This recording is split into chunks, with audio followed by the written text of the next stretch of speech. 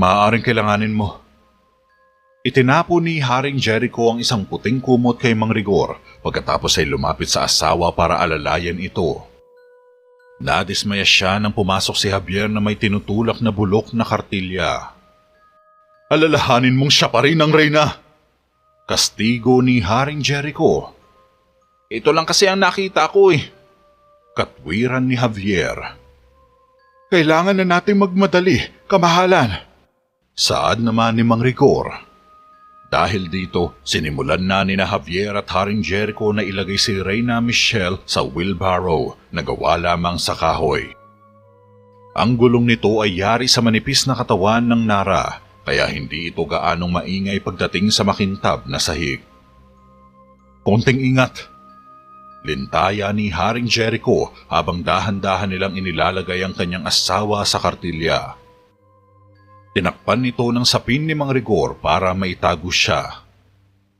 Ayan, wala na makakaalam. Wika ni Javier. Mang Rigor, sigurado ka bang gagana ito? Hindi pa rin kumbinsido si Haring Jericho na makakalabas sila ng matiwatsay sa kastilyo, lalo na't bantay sarado ng mga kabalyero at kawal ang lahat ng tarangkahan sa paligid. Magugulat ka kung gaano kalaki ang lisensyang ipinahiram sa'yo ng katandaan, kamahalan. Javier, halika na. Magkita na lang tayo sa bukanan ng kakahuyan. Tugon ni Mang Rigor kay Haring Jericho at nauna nang lumabas ng pinto.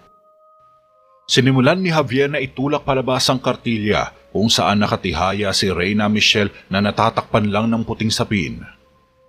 Lumapit si Haring Jericho para balaan si Javier na ingatan niya ang asawa dahil kung hindi, malalagot ito sa kanya. Javier, kapag ibinagsak mo siya. Banta pa ng hari. Alam ko, hindi pa ako nasisiraan ng ulo para maibitin ng patiwarik sa plaza. Tugon ng nakangiting si Javier. Ayos, para magkalinawan tayo. Sabay sara ng pinto ni Haring Jericho at nagbihis na siya para kitain si Mang Rigor sa bukanan ng gubat kung saan may naghihintay sa kanilang 2 kabayo. Habang dali-daling tinutulak ni Javier ang kartilya, hindi nila inaasahan na susulpot agad ang mga kawal sa isang pasilyo. Binagalan ni Javier ang takbo at naging kalmado ito sa pagtulak sa kartilya. Bilisan mo, bata! Magpatuloy ka lang! Sambit ni Mang Rigor. Hiniyaan naman silang makadaan ng mga kawal na nagtataka kung anong bagay ang tinutulak ni Javier. Sige, tulak pa! Huwag nating hayaang mga muyan dito. Baka makahawa pa yan. Saad pa ni Mang Rigor. Napatakip tuloy ng ilong mga kawal sa labis na takot. Lumiko si Javier sa kanto at may isang koridor silang lalampasan kung saan wala masyadong nagbabantay. Ayos ka lang ba? Tanong ni Mang Rigor sa pamangkin. Mas mabigat pa kesa sa inaakala ko. Reklamo ni Javier. Malapit na nilang maabot ang dulo ng koridor. Maaaring dahilan yan sa kanyang pagtataksil. Sambit ni Mang Rigor. Mabilis na lumiko si Javier sa kanto. Aray ka po! Nabunggo ni Javier si Nakael at Elias na kasalukuyan sanang pupunta sa armory para isauli ang mga baluti nila at espada. Napaatras si Javier sa kaba. Mang Rigor at Javier. Naibulalas bigla ni Kael. Ano to? Anong bagay ito? Isang kartilyo na tatakpan ng puting tela? Pagtataka naman ni Elias. Kayo pala, Kael at Elias. Magandang gabi sa inyo. Nakangiting bati ni Mang Rigor sa dalawa. Huwag niyong sabihin nagpaplano kayo magpalit ng kama. Gabing-gabi na ha. Tanong ni Kael. O di kaya maglalaban ng mga damit? Segunda naman ni Elias. Sinubukan itong hawakan ng sapin na nakatakip sa reyna. Subalit hinila agad paatras ni Javier ang kartilya. Huwag mong galawin yan, iyo. Maliban na lang kung gusto mong ipagsapalaran ng iyong sarili sa pag-atake ng nakakahawang tigdas. Pananakot ni Mang Rigor. Natakot at napaatras palayo si Elias sa kartilya. Pero wala ko narinig na ganun. Taka ni Kael. Kung gayon maswerte ka. Mas mapalad kaysa sa binata na kamamatay lang sa mismong pantulog na ito. Dapat siyang sunugin kaagad. Ang huling bagay na kailangang iwasan ng bayan para sa pagsiklab ng tigdas, hindi ba? Medyo sarcastic na pagkakasabi ng matanda. Siyempre naman, tama kayo, Mang Rigor. Paumanhin sa aming katampalasan. Ani ni Kael na bahagyang natakot. Hinayaan nilang makadaan si Javier. Maya-maya pa ay habang paliko na biglang tinawag ni Kael si Mang Rigor. Mang Rigor! Napahinto ang manggagamot at lumingon kay Kael. Kinabahan si Javier sa pagkamausisa ni Kael. Ano nga palang pangalan ng kapuspalad na binatang yan? Para maipadala ko sa pamilya niya ang balita.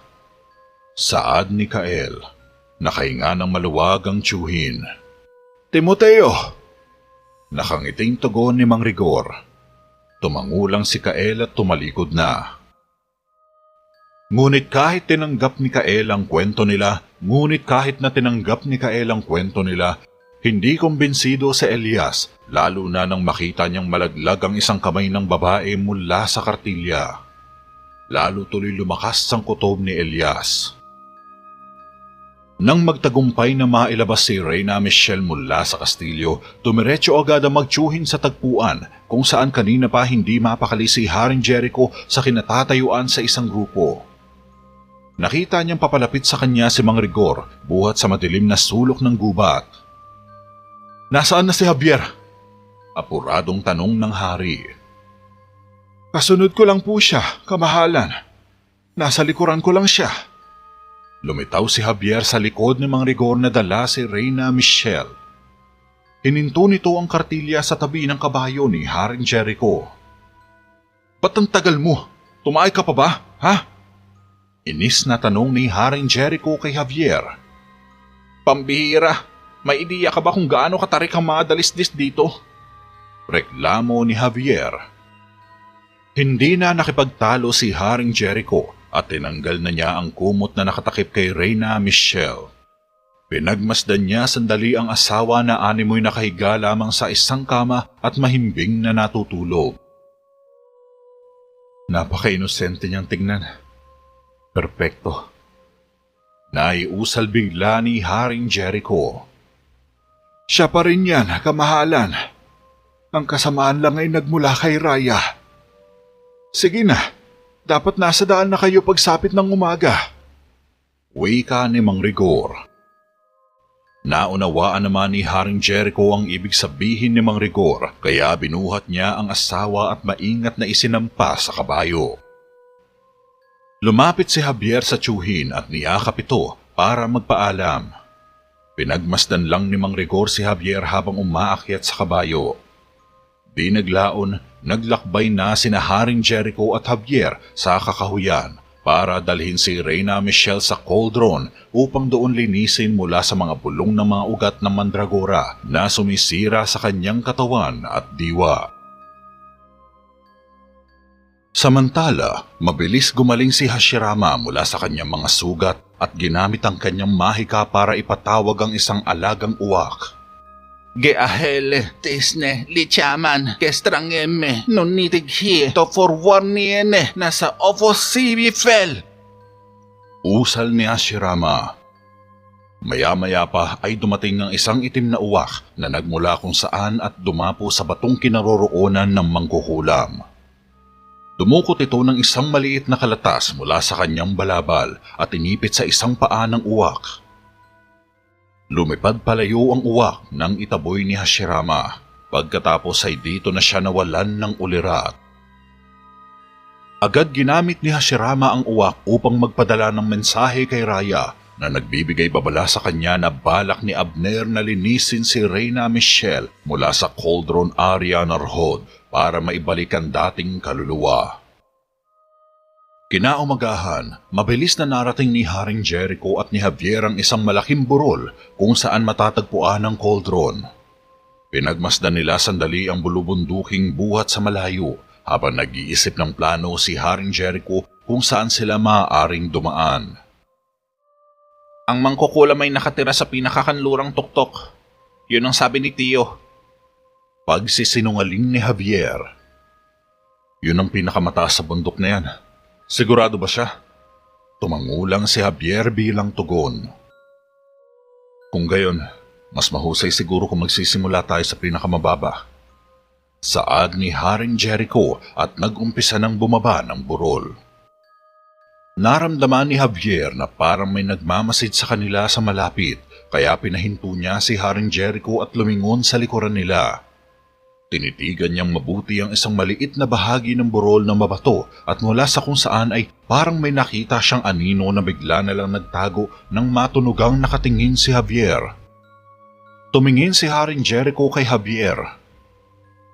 Mukhang binabantayan tayo. Saad ng binata. Isa na naman bang kalokohan yan? Ayos lang yan. Hindi naman siya makakalapit sa atin eh. Nauna nang bumaba si Haring Jericho ng burol. Muling tinapunan ng tingin ni Javier ang matabong bahagi ng burol, subalit wala na siyang maramdamang presensya ng ibang tao dito. Dahil dito, ipinagkibit-balikat na lang ni Javier ang kutob at sinundan si Haring Jericho sa pagbaba. Nang nasa paanan na sila ng burol, ay nagpasya si Haring Jericho na bumaba na lang sa kabayo at sinabing ipagpatuloy na lang ang paglalakbay sa pamamagitan ng lakaran para mas mabilis na makarating sa bundok na tinutukoy ni Javier, kung saan tatagpuin ang babaeng mangkukulam. Napilitang bumaba si Javier sa kabayo niya kahit nahirap siyang maglakad sa matabong bahagi na lugar. Itatali natin ang mga kabayo dito. Mas makakarating tayo na mabilis kung gagamitin natin ang ating mga paa. Itali mo na mga kabayo natin. Maotoridad na utos ni Haring Jericho kay Javier pagkatapos ay binuhat niya ang kanyang asawa. Nagreklamo naman si Javier kung saan niya ilalagay ang mga gamit nila sa dami nito. Saan ko ilalagay ang mga ito? Tanong pa ni Javier. Ikaw na ang bahala. Tugon lang ni Haring Jericho. Pambihira, hindi ko ito kaya lahat.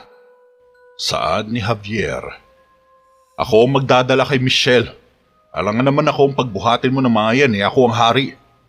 Matigas na sabi ni Haring Jericho. Hindi naman gaanong kabigat Kalahati lang siya ng timbang ng isang sako ng bigas. Pangungulit pa ni Javier. Minumungkahi mo ba na pagsasapalaran ko ang kaligtasan ng Reyna para magdala ng higit pa? Saad ni Haring Jericho na naiinis na sa kaartehan ni Javier. Pwede ko siyang buhatin sa'yo. Napahinto si Javier. Baliw ka ba? Asawa ko siya. Anas ni Haring Jericho. Mag-iingat naman ako Wika pa ni Javier habang tinatanggal niya ang mga gamit nila sa likod ng kabayo. Nababaliw ka na nga. Sabay iniwan na ni Haring Jericho si Javier dahil sa inis. Natawa na lamang si Javier dahil hindi talaga makatagal ang hari sa mga biro niya. Lumipas ang ilang sandali, bitbit na ni Haring Jericho ang asawa sa likod habang tumutulay sila sa gilid ng talampas kung saan matatanaw sa ibaba ang ilang talampakang bangin. Nakasunod lang si Javier sa likod habang ito ay patuloy na nagrereklamo sa mabigat na karga. Halos nagmukhang buong aparador na ang binubuhat niya dahil sa dami ng kanilang dala. Palagi mo na lang ako niloloko. Sambit bigla ni Haring Jericho kay Javier para hindi siya mabagot sa pagtulay sa makapigil hiningang bangin mula sa ibaba nila. Hindi naman ito gaano kalalim pero ang babagsakan nilang mga bato ay siyang pinangangambahan ni Haring Jericho. Masyadong malalaki ang mga bato sa ibaba at walang makikita na kahit isang puno. Pero hindi naman nakakatawa. Tugon pa ni Javier. Gago, kung ganun, bakit mo na lang ako binibiro kahit alam mong hindi naman nakakatawa? Teka, nandiyan ka ba Javier?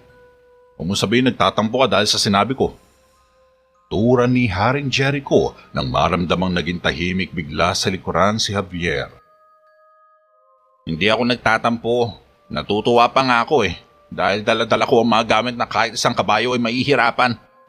Singhal ni Javier na halos mapayuko na sa bigat na kanyang dinadala sa likod. O ano, ayos ka lang ba? Lumingon ng bahagya ang hari. Paano makakabuti ito sa'yo? Ikaw kaya magbuhat nito. Tingnan ko lang kung di manginig mga buto mo. Masungit na tugon ni Javier. Ayos na ako dito, salamat na lang.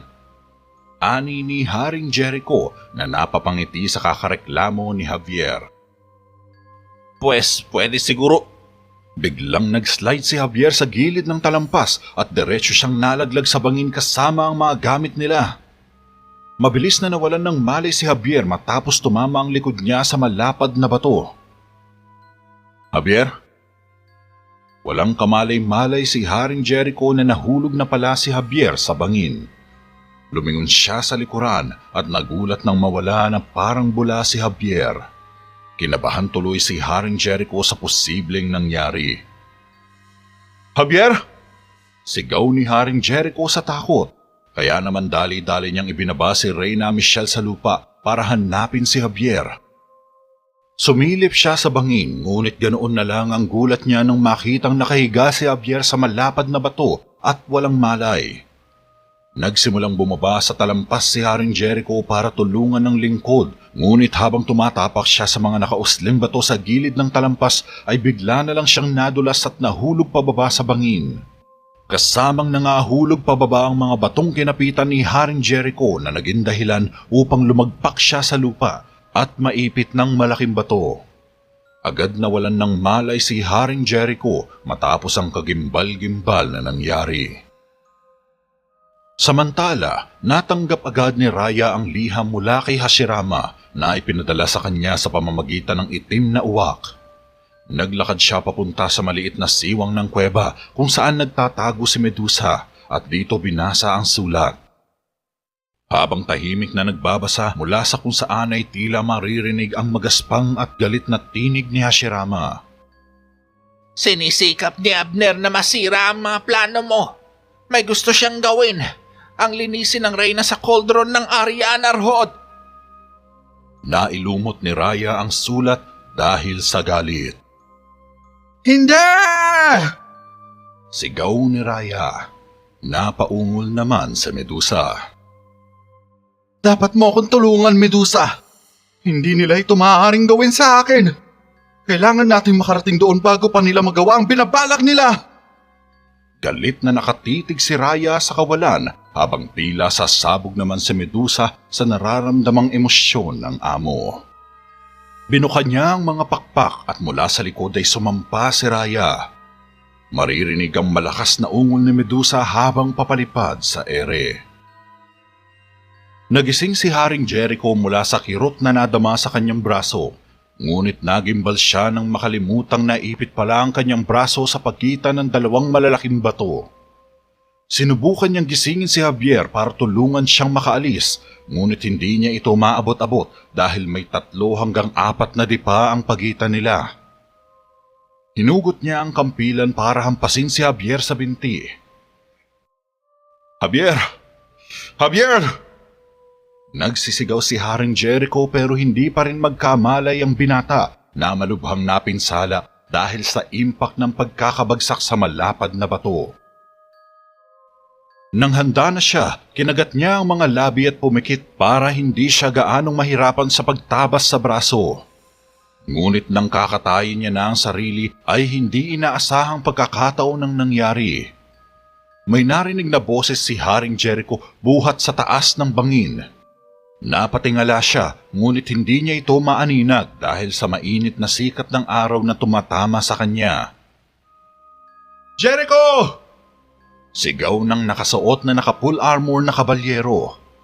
Tinitiga mabuti ni Haring Jericho ang cliff at laking tuwa niya nang makita si Elias na sumisigaw sa itaas habang hawak ang isang lubid. Hinagis niya ito pababa sa bangin. Nabuhayan ng loob si Haring Jericho sa hindi inaasahang pagdating ni Elias para sagipin sila. Dito niya napagtanto ang sinabi sa kanya ni Javier kanina na parang may nagmamasid sa kanila sa malayo. Ayos lang ba ang reyna dyan? Tanong ni Haring Jericho. Tumingin si Elias sa Reyna at mahimbing pa ring natutulog sa gilid ng bangin kung saan ito inilatag ni Haring Jericho. Maayos naman siya, kamahalan. Mahimbing ang tulog niya dito. Nagsimula nang bumaba si Elias sa bangin gamit ang mahabang lubid na itinali niya sa isang puno para tulungan sina Haring Jericho at Javier. Pagkababa niya ay agad niyang inalis ang batong nakaipit sa braso ni Haring Jericho gamit ang mahika. Lihim itong ginamit ni Elias habang napapapikit si Haring Jericho dahil sa sakit. Napasigaw si Haring Jericho ngunit agad din nakaramdam ng kaginhawaan nang makaalis siya sa naglalakihang bato. Matapos nito, tinulungan agad ni Elias na makatayo ang hari at ginising nila si Javier. Kinagabihan, tahimik na nakaupo sa paligid ng apoy ang tatlo habang kumakain mula sa itaas ng mountain pass kung saan mahimbing lamang na natutulog si Reyna Michelle di kalayuan sa kanila. Nang matapos kumain, ipinaliwanag ni Haring Jericho ang sitwasyon kay Elias at humingi ng paumanhin sa hindi niya pagtitiwala dito. Sinabi naman ni Elias na mas mabuti na lang na hindi na siya nagtanong pa upang hindi na siya pagdudahan sa katapatan niya. Ngunit sa kabila nito, nanaig pa rin ang pag-alala ni Elias at ginawa pa rin ang tungkulin para masiyahan sa kanya ang hari.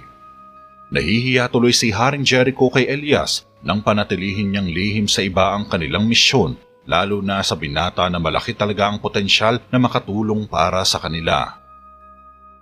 Ngunit isinaalang-alang din niya ang mga posibilidad na maaaring matuklasan kaagad ni Raya ang kanilang plano kapag ipinagkalat niya ito sa iba, lalong-lalo na sa kanyang mga kabalyero na madaling maimpluwensyahan ni Raya. Ayos lang yun, kamahalan. Naintindihan ko po ang naging desisyon niyo. Ngunit parang hindi pa rin ako makapaniwala na ang Reyna ang may kagagawan ng lahat ng nangyayari sa palasyo. Ang Reyna ang may pinakamatamis na kalikasan, napakamaalalahanin at may puso para sa ibang maralita. Kaya nga nalulungkot ako na madali lang siyang naakit ni Raya na sumama sa kanya. Malungkot na wika ng batang druid. Hindi niya yun magagawa kailanman. Si Raya lang ang dapat sisihin sa lahat. At minamanipula niya ang aking asawa upang gumawa ng kasamaan. Pasensya na kung hindi ako naging tapat sa'yo. Lintaya ni Haring Jericho. Buti na nga lang hindi mo ginawa. Kung wala lang akong hinala, hindi sana kita sinundan. Kakaiba rin ang kinikilos ni Javier. Nagsinungaling pa siya sa amin na may kumakalat na tigdas sa kaharian. Hindi ko alam na ang Reyna pala ang dala nila sa Kartilya. Natatawang tugon ni Elias at napatingin kay Javier na medyo hilo pa rin. Pambihira, yun kaagad ang dahilan mo? Matalim na napatitig si Haring Jericho kay Javier. Hindi ako nagsabi nun si Tio. Tugon ng binata. At hindi lang naman yun ang hinala ko, kundi kung paano mo binago ang ruta ng karaban. Saad pa ni Elias. Nagkaroon ka ng nakakatawang pakiramdam. Huwag mo sanang isipin na galit ako sa'yo. Sambit ng hari. O, kamahalan? Inosenteng tanong ni Elias. Hindi, ang ibig kong sabihin, natutuwa akong dumating ka. Kung wala ka, natatakot akong mawala ang braso ko kahit papaano. Puputulin ko sana yung kundi ka nagsisigaw. Pahayag ni Haring Jericho na bahagyang napapailing sa kakatuwang paraan na naisip. Medyo nakaramdaman naman ng konting selos si Javier mula sa papuring natatanggap ni Elias kay Haring Jericho. Ni hindi man lang ito nabanggit ang hirap niya sa pagdadala ng kanilang bagahe na kamuntikan na niyang ikapahamak. Ginising mo sana ako. Sundot pa ni Javier. Javier, kung kailangan kong umasa sa mahimbing mong tulog, nawala na siguro ang aking braso para makaalis. Buti na lang kasama ka namin dito, Elias. Lagi mas maganda ang tatlo kaysa sa dalawa. Hindi ba? Tama ako, Javier? Nakataas na kilay na wika ni Haring Jericho. Oo naman. Pero mukhang oras na. Tugon ni Javier at pinaalalahanan si Haring Jericho na painumin muli si Reyna Michelle ng katas ng belladonna upang magtuloy-tuloy uli ang pagtulog nito ng mahimbing. Sige, dito lang kayo. Tumayo si Haring Jericho upang lapitan at mapainom ng gamot ang kanyang asawa. 2 patak lang ha. Paalala pa ni Javier. Sabay inabot ni Javier kay Haring Jericho ang potion. Tumangulang ang batang hari at umalis na. Naiwan si Javier sa campfire kung saan nilapitan siya ni Elias at naupo sa tabi niya. Naging tahimik lang si Javier sa mga sandaling katabi niya si Elias na mahahalatang hindi nasisiyahan sa presensya ng druid. Ngunit sinabi ni Elias kay Javier na alam nitong hindi siya nagtitiwala sa kanya. Subalit umaasa pa rin ito na balang araw ay mapatunayan din niya ang kanyang katapatan kay Haring Jericho upang sila ay maging mabuting magkakaibigan. Alam kong wala ka pa rin tiwala sa akin, Javier. Walang paligoy-ligoy na sabi ni Elias. Naniniwala ako na isa kang mabuting kabalyero. Sambit ni Javier. Natahimik sandali si Elias at napatitig sa apoy. Gustuhin mang sabihin ni Javier kay Elias ang tungkol sa propesiya, hindi naman niya masabi ng direkta dahil magdudulot lang ito ng kaguluhan sa lahat kapag nalaman ni Elias kung ano ang nakatakda sa kanya para sa kapalaran ni Haring Jericho sa hinaharap. Pero ayos lang kahit hindi mo ako pinagkakatiwalaan. Alam kong nasa puso mo ang pinakamabuting interes sa hari. Nais ko lang na maniwala ka na ganoon din ako. Balang araw patutunayan ko ang aking katapatan sa iyo at sa hari. Saka sana maging magkaibigan tayo. Wika ni Elias. Nagulat si Javier sa narinig. Hindi niya akalain na interesado rin palang makipagkaibigan sa kanya si Elias. Wala na akong hinihiling pa. Ngunit nagpapasalamat ako sa ginawa mo para sa hari. Alam ko rin na mabuti ang puso mo, ngunit ang tadhana ay hindi na mababago. Aasaan kong lagi kang nasa tabi niya para protektahan siya laban kay Raya. Lintaya ni Javier. Tumangulang si Elias at ngumiti ng tipid kay Javier. Lumapit sa kanila si Haring Jericho matapos ulit mapainom ng pampatulog si Reyna Michelle. Nagkwentuhan pa sila tungkol sa ilang mga bagay hanggang sa antukin sila at makatulog sa paligid ng apoy na nananatili pa ring sumisiklab sa gitna ng madilim na parang. Kinabukasan, habang patuloy na naglalakad, nakakita bigla ng banner ang tatlo na nagmamarka ng daan patungo sa Cauldron of Arya Narhod. Dala-dala pa rin ni Haring Jericho ang asawa na si Reyna Michelle na nakahiga sa kanyang mga bisig, habang bitbit naman ni Javier ang mga gamit nila kung saan sinusundan lang sila ni Elias na siyang naatasang magmasid sa paligid kung sakaling may magtatangkang umatake sa kanila. Walang patid ang pagtahak nila sa Mountain Pass habang hinahanap ang bundok na siyang tirahan ng mangkukulam na tinutukoy ni Mang Rigor. Sa patuloy na paglalakad, nadaanan uli nila ang banners. Anong ibig sabihin ng mga bandilang ito?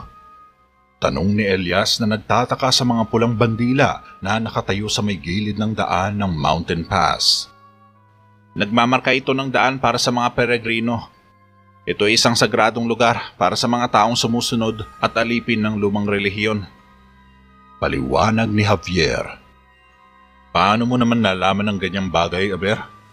Sabat naman ni Haring Jericho na iniisip na gumagawa lang ng kwento si Javier para lang may mapag-usapan.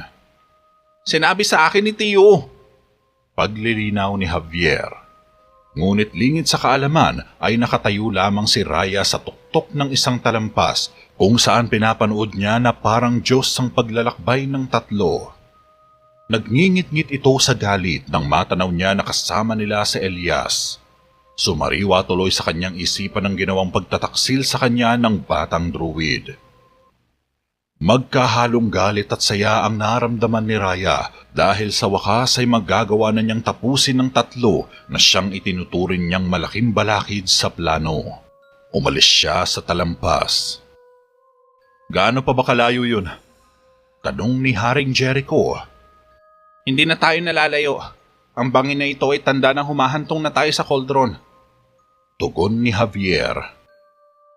Napahinto sila bigla nang makarinig ng isang malakas na ungol mula sa kung saan At pagtingala nila ay laking gulat nila nang makita ang puting dragon na matulin na lumilipad patungo sa kanila. Nagulat si Javier nang muling masilayan si Medusa. Napagtanto niya na siguradong kasama nito si Raya, kaya nga lang hindi niya matukoy kung saan ito banda nagtatago. Bumuga ng apoy si Medusa at muntik nang masunog si Reyna Michelle kung hindi lang ito nailayo ni Haring Jericho. Lumipad palayo si Medusa matapos ang unang bugso ng atake. Tumakbo palayo si Haring Jericho upang maghanap ng ligtas na lugar. Sinundan ito ni Elias samantalang naiwan naman si Javier para tignan kung saan tumahak ng landas si Medusa. Sinipat niya si Raya sa paligid pero bigo pa rin siyang maharap ito. Hindi niya maramdaman ng aura ng babae sa paligid. Naisip niya na baka gumamit ito ng forbidden spell para itago ang kanyang presensya sa kanila. Lumingon si Javier kina Haring Jericho na pumasok sa mabatong bahagi ng boulder at nagtago.